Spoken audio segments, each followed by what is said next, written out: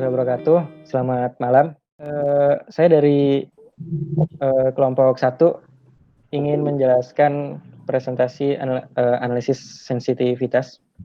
Ini anggota kelompoknya ada saya sendiri, ada Johannes Satria Labib, Abril Muhammad, dan Banyu Ontoneso. Pertama, landasan akan dijelaskan oleh Banyu.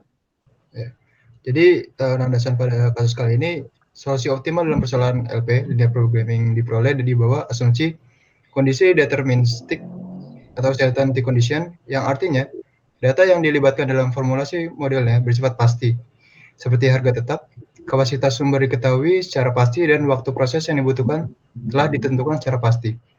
Namun dalam dunia nyata, kondisi deterministik ini tidak realistik. Kondisi bersifat dinamis dan selalu ada kemungkinan untuk berubah.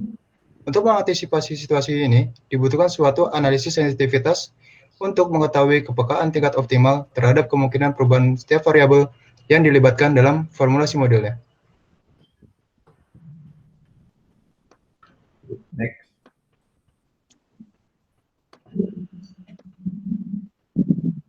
Lalu ada jenis analisis sensitivitas. Jadi terdapat beberapa jenis analisis sensitivitas. Pertama, perubahan koefisien fungsi tujuan. Yang kedua, perubahan kapasitas sumber. Yang ketiga, perubahan koefisien teknologi. Yang keempat, penambahan satu baris fungsi kendala. Dan yang kelima, penambahan variabel. Nah, yang kali ini akan dijelaskan yaitu perubahan koefisien teknologi. Jadi perubahan koefisien teknologi, perubahan terjadi pada koefisien variabel keputusan di kendala. Jadi seperti ada maksimal Z sama dengan CX, kendalanya menjadi AX lebih kecil sama dengan B dan X lebih besar sama dengan 0.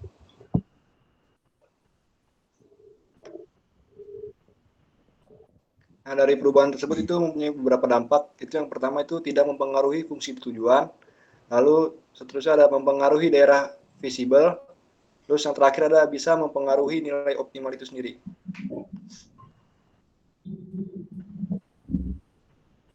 Oke, ini adalah contoh dari secara visualnya dari grafik, di mana di sini ada soalnya max z atau fungsi tujuannya, ada dua variabel kendala dan dua variabel keputusan.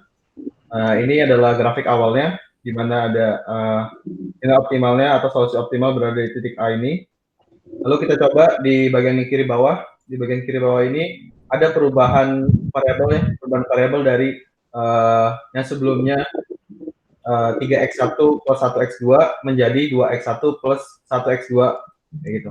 Nah, pada perubahan ini kita lihat pada grafik khususnya di garis X ya, ada 20 30 40. Sebelumnya 3x1 plus 1x2 jadi 2x1. Nah, perubahan ini dari koefisiennya 3 menjadi 2. Kita lihat di bawah pada garis X ini berubah dari 20 menjadi 30. Nah, ini sudah yang dibilang tadi dampaknya sudah pasti mempengaruhi daerah visible, tapi di sini tidak mempengaruhi solusi optimalnya, begitu. Jadi tidak selalu perubahan koefisien ini mempengaruhi solusi optimal, begitu. Tapi untuk yang kedua, di sini 2x1 dan 5x2 perubahan terjadi pada koefisien x2-nya, variabel x2-nya, di mana koefisien dari sebelumnya 4 menjadi 5. Ini mengubah yang sebelumnya 20 menjadi 16. Kita lihat dari x2-nya. Nah, perubahan ini tentu saja selalu mempengaruhi daerah visible-nya. Dan khususnya untuk perubahan koefisien ini juga mempengaruhi solusi optimalnya. Jadi seperti yang dampak ini tadi sudah dijelaskan bahwa perubahan koefisien itu selalu merubah daerah visible, tapi belum tentu merubah solusi optimal. Kayak gitu. Selanjutnya ini ada contoh soal, di mana bisa dilihat fungsinya di sebelah kiri. Ini dikerjakan menggunakan menggunakan metode simplex. Dilihat semua ini ada dua iterasi. Dilihat max-nya 146.000 hasilnya. Lalu ini diganti bagian kendala nomor 3 dari 12x3 diganti jadi 24x3.